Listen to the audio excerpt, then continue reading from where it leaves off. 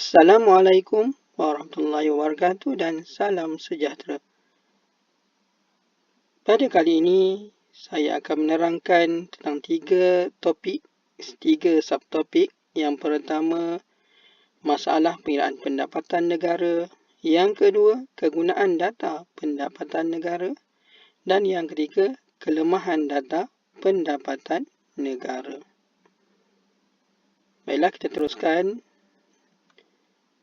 2.2 Masalah pengiraan pendapatan negara. So, apakah masalah yang dihadapi dalam mengira pendapatan negara? Yang pertama, masalah pengumpulan data. Data berkaitan aktiviti ekonomi tidak direkod dan disimpan dengan baik dan sistematik.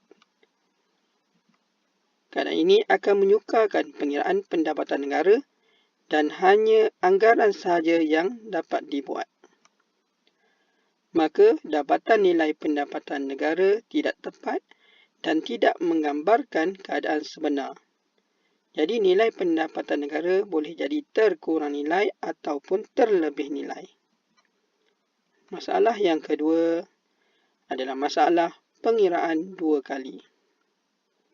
Kita tahu dalam mengira pendapatan negara, kita akan menjumlahkan nilai barang-barang dan perkhidmatan akhir. Terdapat kesukaran dalam membezakan di antara barang perantaraan dan juga barang akhir. Sebagai contoh, tepung merupakan barang akhir kepada pengguna, manakala ia merupakan barang perantaraan kepada pengeluar untuk menghasilkan roti. Jika berlaku pengiraan dua kali, maka pendapatan negara akan terlebih nilai. Yang ketiga, barang dan perkhidmatan yang tidak dipasarkan. Pendapatan negara mengambil kira penghasilan keluaran oleh sektor-sektor ekonomi yang produktif dan ia mestilah berada di pasaran ataupun dipasarkan.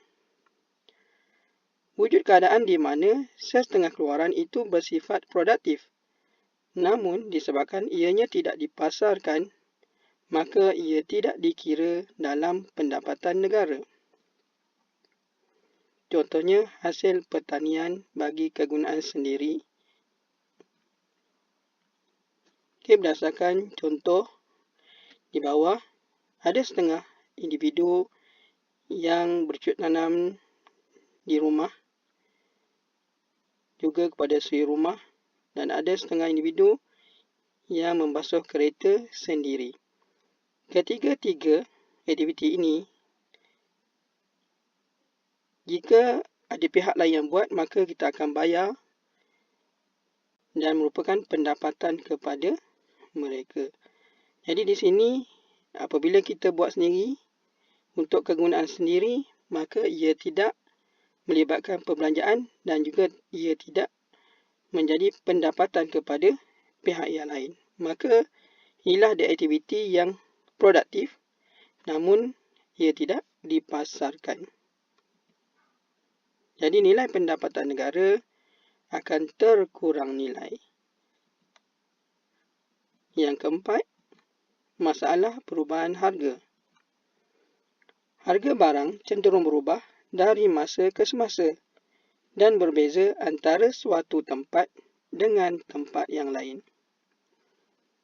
Jadi sukar untuk mendapatkan harga yang tepat bagi mewakili tingkat harga suatu barang pada suatu tahun. Jadi nilai pendapatan negara juga akan jadi kurang tepat. Yang kelima, aktiviti haram. Wujud setengah keluaran disifatkan sebagai produktif dan dipasarkan, tetapi disebabkan ia tidak diiktiraf atau salah dari segi undang-undang, maka ia tidak dikira dalam pengiraan pendapatan negara. Contohnya, kegiatan pelacuran, urus niaga dadah, ganja, perjudian dan urus niaga di pasaran gelap. Jadi nilai pendapatan negara akan terkurang nilai.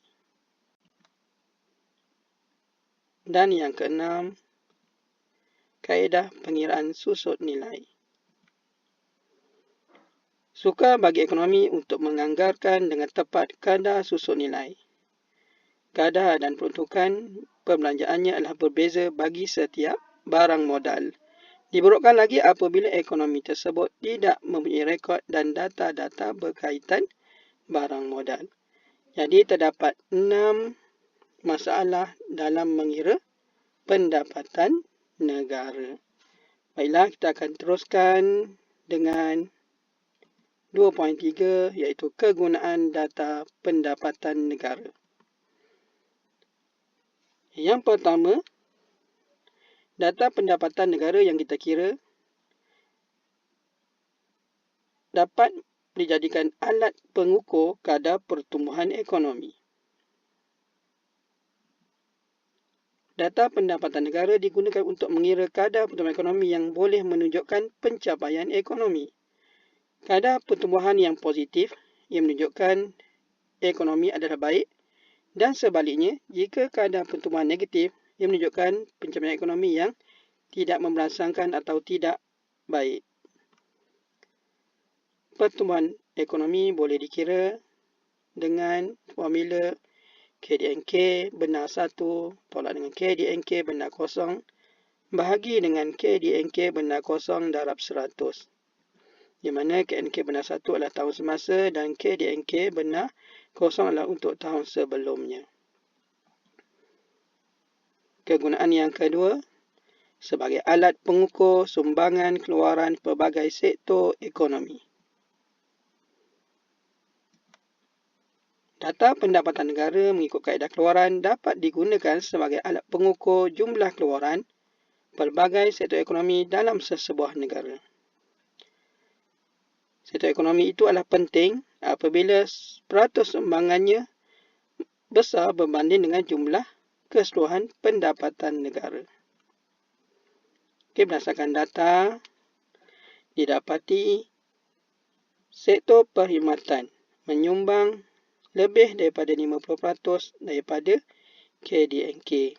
Dan yang kedua adalah sektor perindustrian iaitu pembuatan dan pembinaan. Dan yang ketiga adalah sektor pertanian. Sumbangan boleh dikira melalui sektor 1 ataupun sektor 2 ataupun sektor 3 bahagi dengan KDNK darab 100, maka kita akan dapat mengira peratus sumbangan bagi setiap sektor.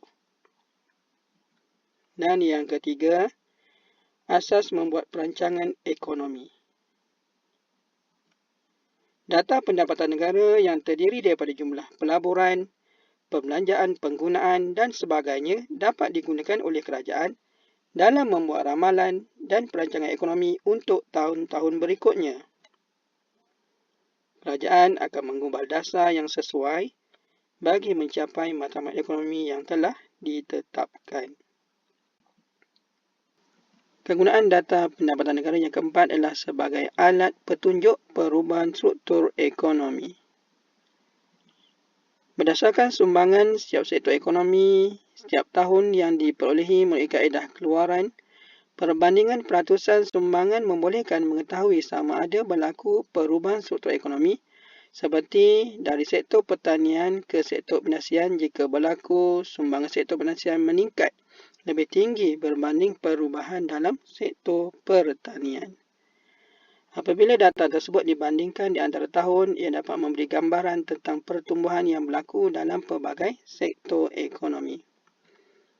Jadi berdasarkan data yang sama, kita dapati jika kita tengok dari segi tahun ke tahun, sektor perkhidmatan sumbangan semakin meningkat setiap tahun, manakala bagi sektor pertanian ia semakin berkurang setiap tahun.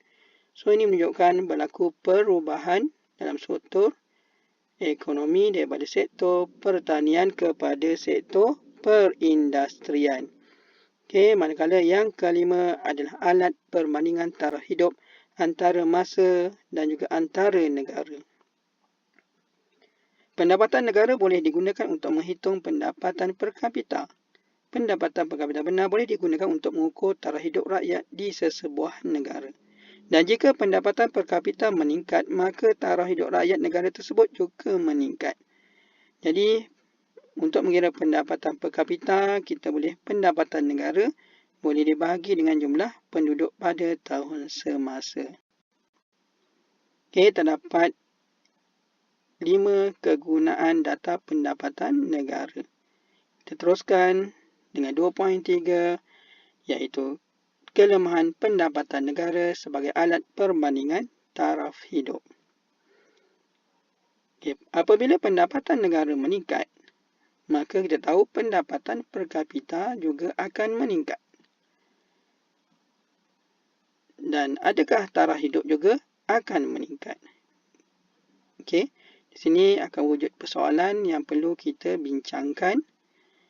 So, boleh jadi taraf hidup meningkat dan juga boleh jadi taraf hidup tidak meningkat.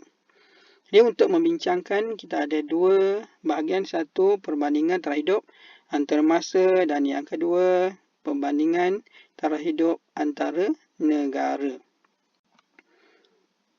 Okey, terdapat 6 faktor atau 6 fakta antarmasa. Yang pertama, perubahan tingkat harga umum. Yang kedua, perubahan dalam kualiti barang. Yang ketiga, perubahan komposisi keluaran negara. Yang keempat, perubahan saiz dan struktur penduduk. Dan yang kelima, perubahan masa rehat. Dan yang keenam adalah perubahan externality negatif. Manakala bagi perbandingan taraf hidup antara negara, yang pertama, perbezaan kos hidup.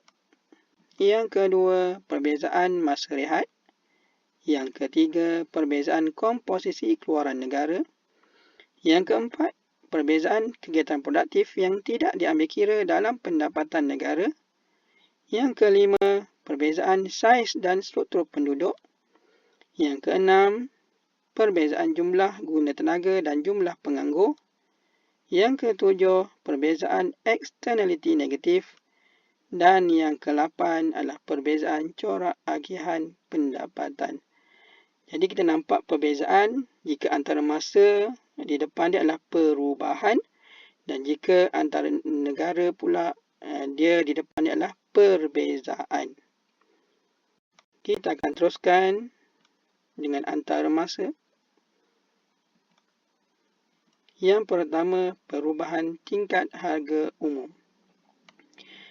Di mana tingkat harga umum meningkat, maka pendapatan negara nominal juga akan turut meningkat.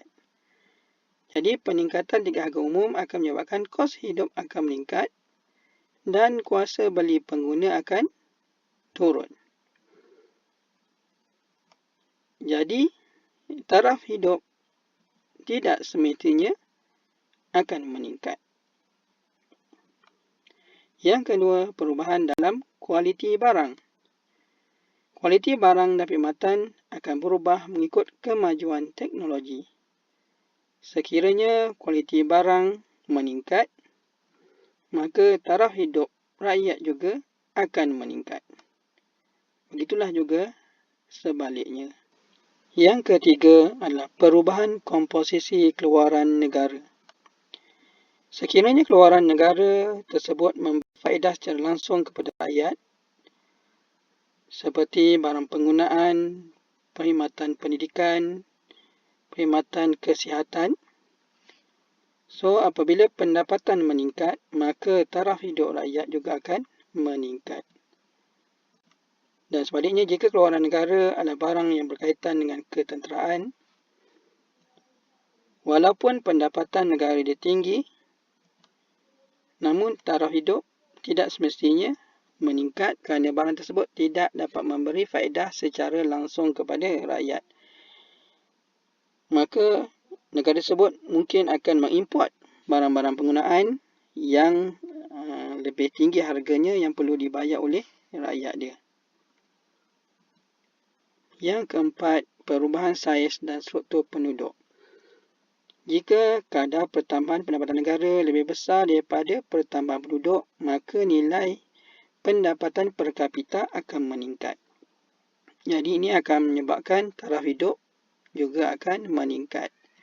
Dan sebaliknya lah, jika kadar pertambahan pendapatan negara lebih kecil berbanding dengan kadar pertambahan penduduk, maka nilai pendapatan per kapita akan menurun, maka taraf hidup rakyat akan menurun, tidak meningkat. Yang kelima adalah perubahan masa rehat.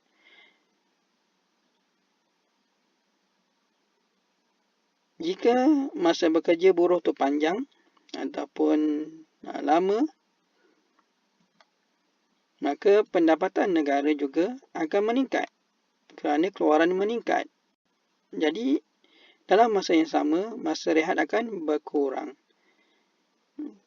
Jadi, pekerja terpaksa bekerja siang dan malam, terpaksa ambil OT, bawa Grab, jual burger.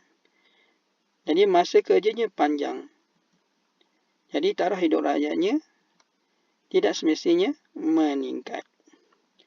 Dan yang keenam adalah perubahan externality negatif. Apabila industri berkembang, maka keluaran negara juga akan meningkat. Pendapatan negara akan meningkat.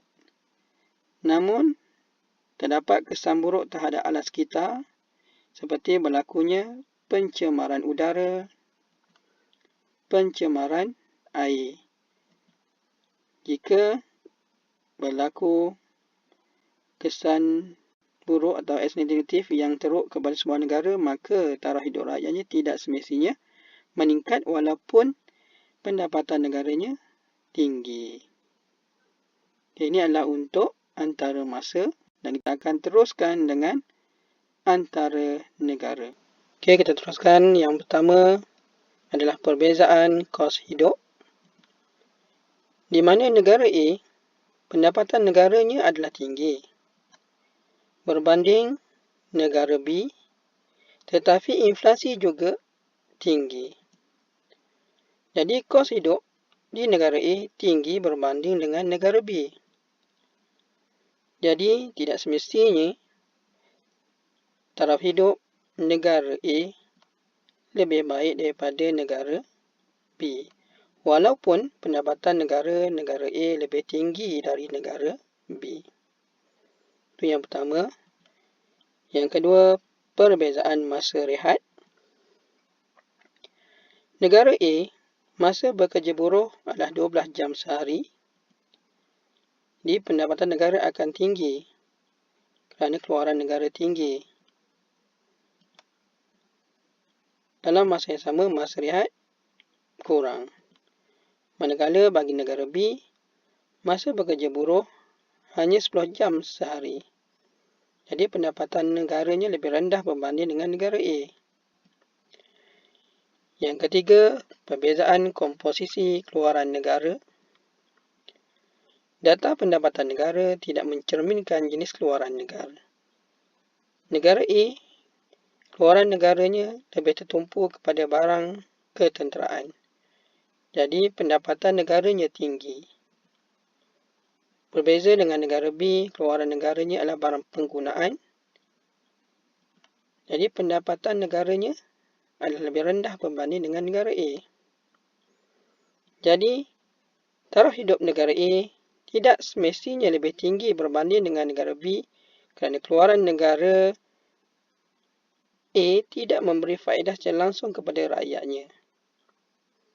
Yang keempat, perbezaan kegiatan produktif yang tidak diambil kira dalam pendapatan negara. Negara A, banyak aktiviti ekonomi yang tidak dipasarkan, seperti pertanian untuk sara diri. Jadi pendapatan negaranya adalah rendah berbanding dengan negara B. Jadi taraf hidup negara A tidak semestinya rendah berbanding dengan negara B. Yang seterusnya, perbezaan saiz dan struktur penduduk. Negara A, pendapatan negara lebih tinggi berbanding pendapatan negara B. Namun penduduk negara A lebih ramai berbanding dengan negara B. Jadi pendapatan per kapita negara A akan lebih rendah daripada negara B. Jadi taraf hidup negara A tidak semestinya lebih baik daripada negara B. Walaupun pendapatan negara A lebih tinggi berbanding negara B. Yang seterusnya, perbezaan jumlah guna tenaga dan jumlah penganggur. Pendapatan negara A lebih tinggi sedikit daripada negara B. Namun kadar pengangguran negara B lebih rendah berbanding dengan kadar pengangguran negara A. Jadi taraf hidup negara A tidak semestinya lebih baik daripada negara B. Kerana bagi rakyat negara B, guna tenaga tinggi, jadi kebanyakan rakyatnya mempunyai pendapatan. Yang ketujuh, perbezaan eksternaliti negatif. Negara A, perkembangan industri yang pesat, iaitu berlaku perkembangan industri yang pesat. Dalam masa yang sama, berlaku masalah pencemaran alam sekitar yang serius akibat daripada pencemaran udara, pencemaran air akibat daripada buangan industri. Manakala negara B, perkembangan industrinya kurang. Jadi kurang juga masalah pencemaran alam sekitar. Jadi taraf hidup negara A tidak semestinya lebih baik daripada negara B walaupun pendapatan negara lebih tinggi daripada negara B. Dan akhir sekali adalah corak agihan pendapatan. Negara A, pendapatan negara lebih tinggi sedikit daripada negara B. Tetapi agihan pendapatan negara B lebih setara berbanding agihan pendapatan negara A. Di mana lebih setara bermaksud semua penduduk mempunyai pendapatan dan tidak dapat jurang yang besar di antara golongan yang kaya dengan golongan yang miskin. Jadi taraf hidup negara B mungkin lebih baik daripada negara A. Okey, alhamdulillah selesai penerangan mengenai bab 2 iaitu perakaunan pendapatan negara, di mana saya telah menerangkan pada kali ini berkaitan masalah pengiraan pendapatan negara, kemudian kegunaan pendapatan negara dan juga kelemahan data pendapatan negara antara masa dan juga antara negara. Semoga video ini dapat membantu pelajar untuk memahami dengan lebih baik. Sekian, terima kasih.